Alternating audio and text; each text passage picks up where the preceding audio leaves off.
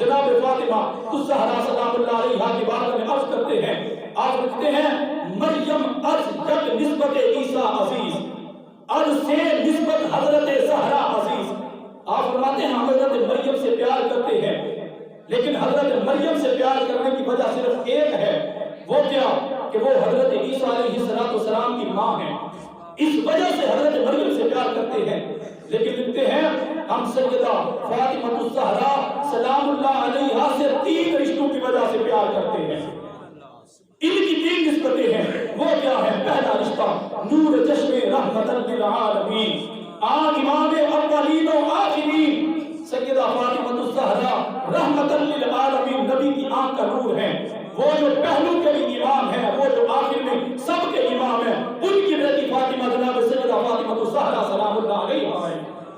آپ فرماتے ہیں پہلی وجہ یہ ہم اس وجہ سے جناب فاطمہ سے پیار کرتے ہیں، اور دوسری وجہ بانوے آب تاجدار حل عطا مرتضی مشکل کشا شیر خدا، وہ تاجدار حل عطا جناب علی المرتضی کی بیوی ہیں، جو مشکل کشا ہیں، جو حیدر کرار ہیں، جو شیر خدا ہیں۔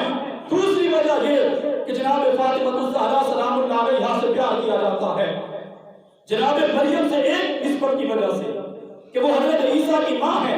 اور جناب فاطمہ سے 3 وجہ سے، پہلی یہ کہ نبی کی وہ بیٹی ہیں، دوسری یہ کہ جناب مشکل کشا کی بیوی ہیں، اور تیسرے نمبر پہ حضرت علامہ محمد اقبال رحمت اللہ تعالیٰ علیہ لکھتے ہیں مادر آ مرکز پرکار عشق، مادر آ کاروان سرار عشق۔ آپ فرماتے ہیں عشق کی پرکار کا جو مرکز ہوتا ہے،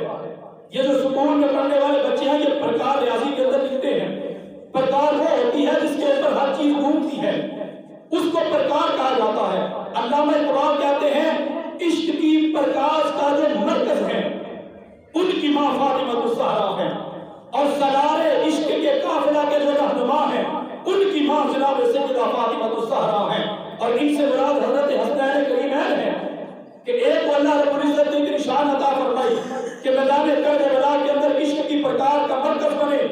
اور ساری اپنے خاندان کو دین اسلام کے لیے قربان کر دیا۔ ہم کو جناب امام حسین کریمین تو یاد آتے ہیں، لیکن حضرت حسین کے پیچھے سیدہ فاطمہ یاد کیوں نہیں آتی؟ وہ سیدہ پاک کی تربیت کا اثر تھا جس نے حضرت امام حسین کو حسین بنایا،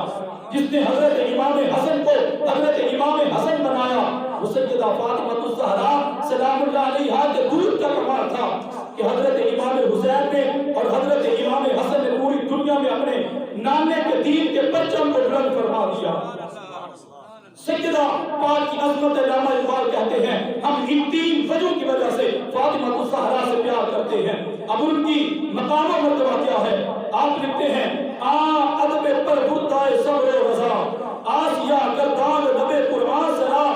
آپ نے صبر و رضا کی ادب گاہ میں تربیت پائی، سیدہ فاطمہ الزہرا نے اپنے باپ کی گود میں تربیت پائی۔ آسیہ گردان لب قرآن سرا، جب بھی چکی پیسا کرتی تھی، ہاتھ میں چکی ہوا کرتی تھی، ان کی زبان پہ رب کا قرآن تلاوت کیا کرتی تھی۔ یہ شان اللہ نے سیدہ پاک کو عطا فرمائی۔ گریہ ہے وہ زبانی بے نیاز، وہ ہر آپ شان دے بدامان نماز۔ آپ لکھتے ہیں سیدہ پاک کے آنسو کبھی تکیے کے اوپر نہیں گرے کہ آپ سو رہی ہیں اور آپ کے آنسو نکل جائے بستر کے اوپر گرے۔ سیدہ پاک جب بھی روتی تھی نماز کے اندر رویا کرتی تھی، نماز بھی پڑھتی، عبادت بھی کرتی، لمبے سجدے بھی کرتی، لیکن آنکھوں میں سے آنسو جاری ہیں کہ پتہ نہیں اللہ میری نماز کو قبول فرماتا ہے کہ نہیں فرماتا۔ آگے لکھتے ہیں عرش کے اوپر چین زمین از زمین، ہم چو شبنم ریخت بر عرش زمین۔ آپ لکھتے ہیں کہ جب آپ رویا کرتی تھی آپ کے آنسو زمین پہ گرتے، جناب جبرائیل آسمان سے آتے،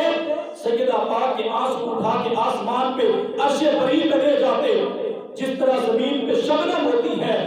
آسمان پہ شبنم سیدہ فاطمہ الزہرا کی آنکھوں میں سے آنسو نکلا کرتے تھے، انہی کو شبنم بنا کے جناب جبرائیل آسمان پہ بکھیر دیا کرتے تھے۔ یہ شان اللہ نے جناب سیدہ کو عطا فرمائی ہے۔ آگے حضرت علامہ اقبال نے کمال کر دیا۔ آپ فرماتے ہیں اے سیدہ آپ کی عظمت کو سلام، جتنی آپ نے خدمت کی ہے، جتنی آپ نے اسلام کی خدمت کی ہے، اپنے شوہر حضرت مولا مشکل کشا کی خدمت کی ہے، جس قدر آپ نے اپنے بیٹوں کی تربیت کی ہے، آپ کا یہ حق بنتا ہے رشتہ آئے حق کے زنجیر پاس فرمانے جناب مصطفیٰ آپ فرماتے ہیں آپ کی شان یہ ہے کہ اللہ کے قانون کی ڈوری میرے پاؤں کو روکے ہوئے ہے، اللہ کا قانون ہے، اور پاس فرمانے جناب مصطفیٰ اور آپ کے نانے کا فرمان مجھے روکے ہوئے ہے، ورنہ میں کیا کرتا اگر اللہ کا قانون نہ ہوتا، نبی کا قانون نہ ہوتا۔ آپ لکھتے ہیں ورنہ گرتے تربتش گردید ہمیں سجدہ پر خاک او پاشید ہمیں۔ آپ فرماتے ہیں اگر اللہ کا قانون مجھے نہ روکتا، حضور کا فرمان مجھے نہ روکتا، ایسے کتاب میں تیری قبر کے گرد جا کے طواف کرتا، تیری قبر کا جا کے طواف کرتا، ایسے کتاب میں تیرے مزار کی طرف منہ کر کے نماز پڑھتا،